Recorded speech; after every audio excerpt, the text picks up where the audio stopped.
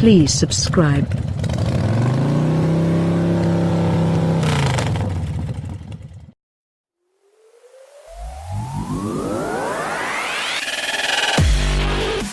In SUV terms, the Jeep Grand Cherokee is in its dotage. Launched the best part of 7 years ago and facelifted a while back, it's under assault from an increasing number of new challengers in a seriously competitive, and lucrative, part of the market.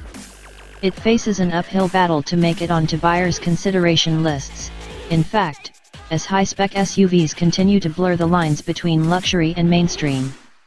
Yet owners love their Grand Cherokees. The car scored highly when it last appeared in our driver power satisfaction survey, and the brand managed an impressive third place in this year's dealer roundup. Jeep keeps improving the Grand Cherokee, too, as this latest version of the top-spec Summit model proves. Auto Express was invited to the US to take a drive in this 2018 car, and left impressed with how much it has changed in its lifetime.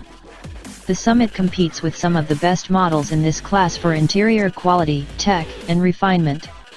But when it comes to ride, handling, and efficiency, it's the same old Grand Cherokee, distinctly average. Some things just can't fight the onset of age, and the big Jeep is one of them. Let's start with the good stuff. Jeep hasn't just piled on the extras. It has worked really hard instead on the car's perceived quality, as well as the refinement. Everything from the way the doors close to the materials on the dash is unrecognizable from the car we drove at the beginning of the decade. The marginal gains make a big difference here. Aside from the hemi-powered SRT V8, the Summit continues to sit at the top of the range and offers more kit and quality than the lesser limited and overland models. Despite the high list price, if you opt for one of Jeep's attractive PCH hire schemes, and are prepared to stick to the stingy 8,000 mile per year limit, you can have a Summit for £479 per month. A similar deal on a BMW X5 will cost you almost double that. There's rather nice leather on the seats and elsewhere around the cabin, Alcantara on the roof lining, an easy-to-use 8.4-inch touchscreen with navigation, Apple CarPlay, and Android Auto, plus a beefy, Embassy 19-speaker Harman Kardon audio system. You want more? The car will park itself, as well as offering adaptive cruise, a panoramic glass roof and a decent roster of safety tech. And everything you want to be electrically operated is, even if you don't need it to be. Engineers have also added active noise cancellation and acoustic glass to make this car really quiet on the move. The 3.0-liter V6 diesel is a familiar unit now, and isn't a strong point.